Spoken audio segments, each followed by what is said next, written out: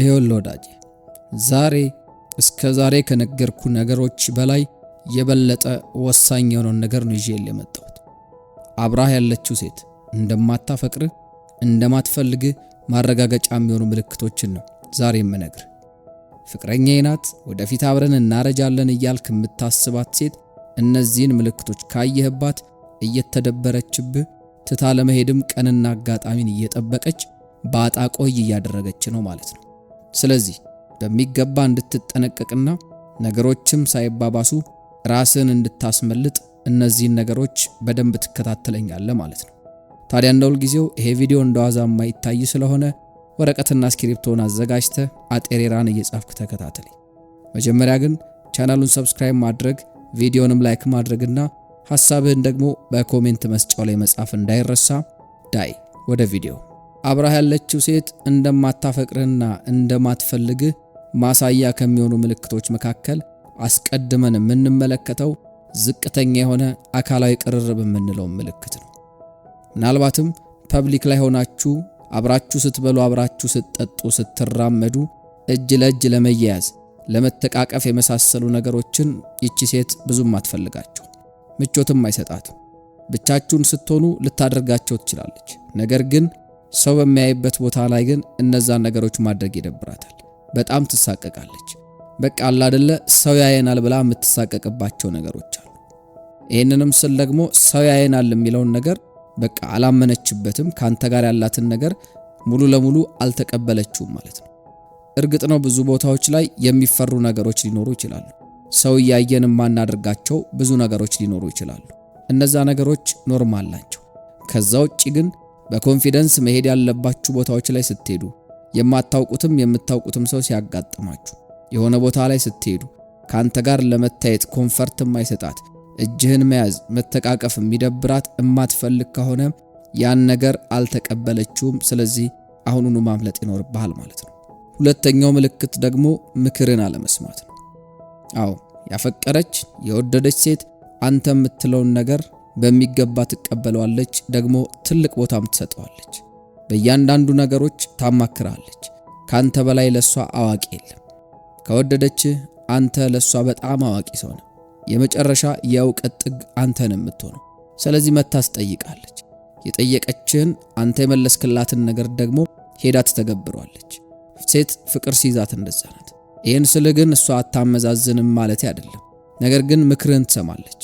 አንተ የምትናገረው ነገር ተሰሚነትም ተቀባይነትም ያገኛል። ያላፈቀረች ሴት ደግሞ በፍጹም የምትነግራትን ነገር አትሰማም። ያንተ ምክር፣ ያንተ ሐሳብ፣ ያንተ አስተያየት በእሷ ሕይወት ውስጥ ምንም ዋጋ የለው። እንደውም አንዳንዴ ተቃራኒ ነው የምታደርገው። አታድርጊ ያልካትን ነገር ስታደርገው ታገኛታለህ። አድርጊ ያልካትን ደግሞ አታደርግም። ያንተ ምክርና ትዕዛዝ ምንም ቦታ የማይሰጠውና ስለነዛም ነገሮች ደንታ የሌላት ነው የምትሆነው። ስለዚህ ይህንን በደንብ ማስተዋል አለብህ ማለት ነው። ሶስተኛው ምልክት ደግሞ ሁሌም ቢሆን ጀማሪው አንተ ነው የምትሆነው። በስልክ ማውራት ሊሆን ይችላል፣ በቴክስት መነጋገር፣ ቻት ማድረግም ሊሆን ይችላል፣ እንገናኝም ለማለት ሊሆን ይችላል። ብቻ ሁሉም ነገር ሲሆን ካንተ ሳይድ ነው የሚጀምረው። ሁሌ እነዚህን የምትለው አንተ ነህ። እንገናኝ፣ እናውራ፣ ይሄ ሁሉ ያንተ ድርሻ ነው። በመሰረቱ እንደዚህ አይነት ነገር ኖርማል አይደለም። ምክንያቱም ትክክለኛና ኖርማል የሚባል ሪሌሽን ሚቻል መሆን መቻል አለበት። ይህም ማለት ደግሞ ከአንድ ወገን ብቻ ሳይሆን ከሁለቱም ወገን የሚመጡ ፍላጎቶችና ሙከራዎች ሊኖሩ ይገባል ማለት ነው። ይሄንን ስል ምናልባትም አንዳንዶች ምን ችግር አለው ዋናው መገናኘታችን ነው ምናምን ልትሉ ትችላላችሁ። ነገር ግን ያ ከሰራልህ ጥሩ ሊሆን ይችላል። ነገር ግን ግንኙነታችሁ የግድ ከሁለቱም በኩል መሆን መቻል አለበት። ሁለታችሁም ነው መፈለግ ያለባችሁ።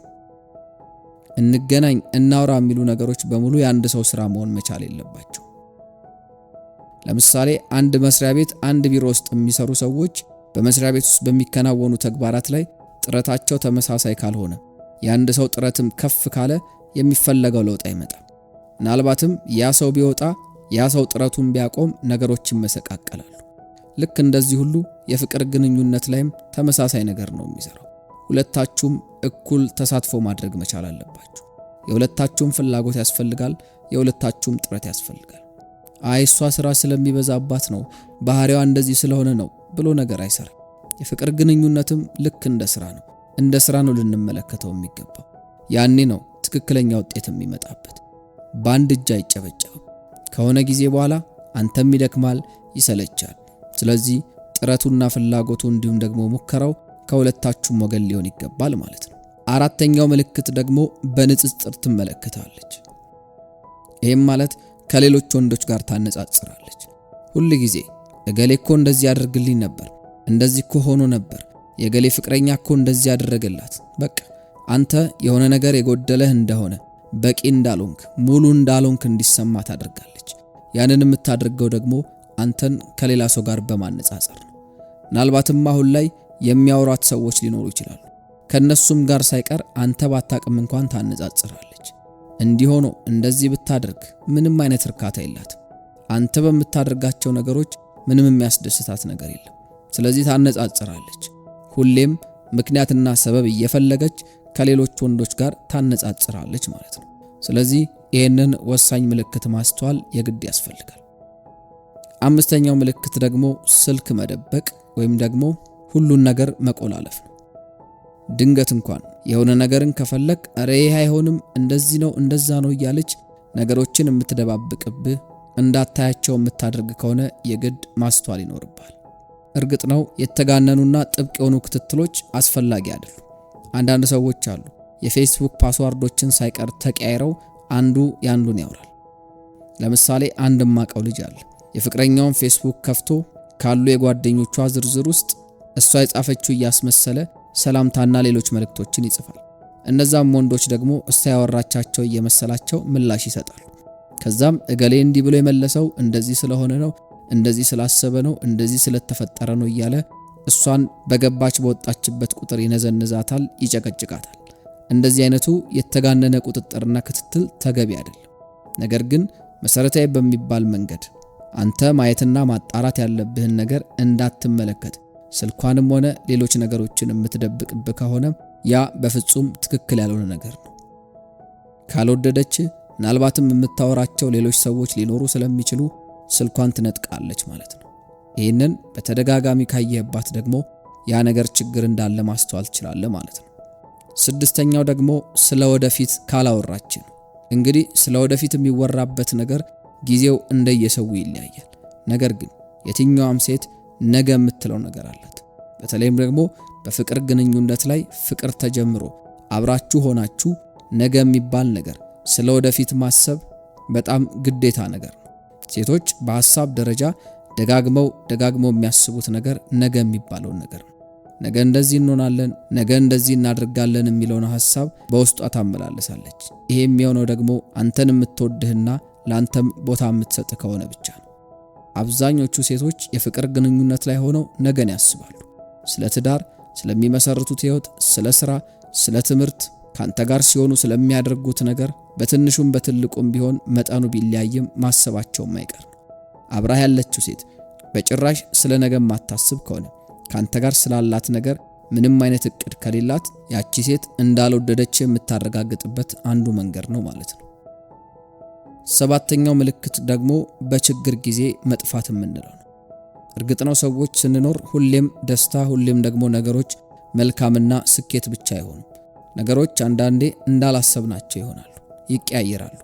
ነገር ግን በእነዚህ ጊዜያት ማለትም ነገሮች ጥሩ በማይሆኑበት ሰዓት ላይ ከጎንህም አትታይ ከሆነ አንዴ ሁለቴ ሳይሆን በተደጋጋሚ አንተ ጋር ችግሮች ሲፈጠሩ ጥላ የምትሄድ ከሆነ ከዛ ደግሞ ነገሮች ሰላም ሲሆኑ ወደ አንተ የምትመጣ ከሆነ ይሄ ጤናማ ግንኙነት አይደለም። እርግጥ ነው ሰዎችን የሚገጥሙን ነገሮች አሉ። በችግርህ ጊዜ አንዴ ላትገኝ ትችላለች፣ ሁለቴም ላትገኝ ትችላለች። ነገር ግን ተደጋግሞ ያ ነገር የሚፈጠር ከሆነ ፈተናዎች አንተ ጋር ሲኖሩ ማትገኝ፣ ነገር ግን ሁሉም ነገር ሲስተካከል ደግሞ ካጠገብህ ማትጠፋ ሴት ከሆነች ያቺ ሴት እንዳልወደደች እንዳላፈቀረች የምታውቅበት ሌላኛው መንገድ ነው ማለት ነው። ስምንተኛው አንዲት ሴት እንዳላፈቀረች የምትረዳበት ምልክት ደግሞ ከገንዘብ ጋር የተያያዙ ነገሮችን ብቻ ስታደርጉ ደስ የሚላት ከሆነ ነው። አብሮ መብላት፣ አብሮ መጠጣት፣ የሆነ ስጦታን መስጠት፣ እነዚህ ነገሮችን ስታደርግ ፍቅሯ የሚጨምር ከሆነ ከነዚህ ነገሮች ውጪ ግን ማለትም ገንዘብን ተጠቅመ በማታደርጋቸው ነገሮች ውስጥ ጥሩ ነገር የማታይባት ከሆነ ላንተ ያላትን ፍቅር ጥያቄ ምልክት ውስጥ ማስገባት ይኖርብሃል ማለት ነው። ስለዚህ ገንዘብን ተጠቅማችሁ የሆኑ ነገሮችን ስታደርጉ ባለ ሰዓት፣ ጥሩ የኑሮ ደረጃ ላይ በሆንክ ሰዓት፣ ሁሉም ነገር ሙሉ በሆነበት ሰዓት ስሜቷ ከፍ ብሎ ከዛ በተቃራኒ በሆነ ሰዓት ደግሞ የሚቀዘቅስ ከሆነ ራስን መፈተሽ ይኖርብሃል ማለት ነው። ይሄ በጣም ግልጽ የሆነ ምልክት ነው። ስለዚህ እነዚህን ነገሮች ካየህባት በደንብ መጠንቀቅና መወሰን ይኖርብሃል ማለት ነው። 9ኛው ደግሞ በሰዎች ፊት አንተን ዝቅ ማድረግ ነው። ምናልባትም የነገርካት ሚስጥር ሊሆን ይችላል። ምናልባትም ድክመትህን ወይም ደግሞ ያለብህንም ጉድለት ነግራት ሊሆን ይችላል። ታዲያ እነዛን ነገሮች አውጥታ በሰዎች ፊት የምትናገረ ከሆነ ለዛም ደግሞ ምንም ግድ ከሌላት ቀይ መስመሩን ተሻግራለች ማለት ነው። አንዲት ሴት ወንድ ልጅን የምትወድ ከሆነ ለእያንዳንዱ ነገር ትጠነቀቃለች። እንከን ነው ብላ የምታስበውን ነገር፣ ድክመት ነው ብላ የምታስበውን ነገር እንኳን በፍጹም በሰው ፊት እንዲገለጥ አትፈልግም። አምልጦህ እንኳን ልትናገር ከሆነ የሆነ መንገድን ተጠቅማ ታስቆማለች። ማንም ሰው ያንተን ድክመት ያንተን ስንፍና እንዲያቀና እንዲመለከትባት አትፈልግም። ነገር ግን በተቃራኒው ላንተ ምንም አይነት ስሜት ከሌላት ደግሞ ምንም አትጠነቀቅልህ። በሰዎች ፊት ክብርህን ዝቅ የሚያደርግ ነገር፣ አንተን የሚያስጠቃ ነገር፣ ሰዎች ባይመለከቱት የሚባለውን ድክመትህንም ጭምር አውጥታ ትናገራለች። ይሄ ደግሞ በጣም ሲሪየስ የሆነ ነገር ነው። ብትወድህና ብታፈቅርህ በጣም ነው የምትጠነቀቅልህ፣ በጣም ነው የምታከብርህ። በሰዎችም ፊት ስላንተ ለምትናገረው ነገር በደንብ ትጠነቀቃለች። በተቃራኒው ደግሞ ከማትወድህና የማታፈቅርህ ከሆነ ደግሞ ዝቅ ታደርጋለች። ስለዚህ አብራህ ያለችው ሴት በሰዎች ፊት ስላንተ እንዴት ነው የምትናገረው የሚለውን በሚገባ መፈተሽ ይኖርብሃል ማለት ነው። በመጨረሻም የምናነሳው ምልክት ደግሞ የማትወድ ሴት ሚስጥሯን አታካፍልም። እንግዲህ ሴቶች ሲወዱ፣ ፍቅር ሲይዛቸው ሁሉ ነገራቸውን ነው የሚናገሩት። ሚስጥር ብለው የያዙትን ነገር፣ ለማንም አልተናገርኩትም ብለው ለዘመናት ያስቀመጡትን ነገር ለሚወዱት ወንድ ዝርግፍ አድርገው ነው የሚናገሩት።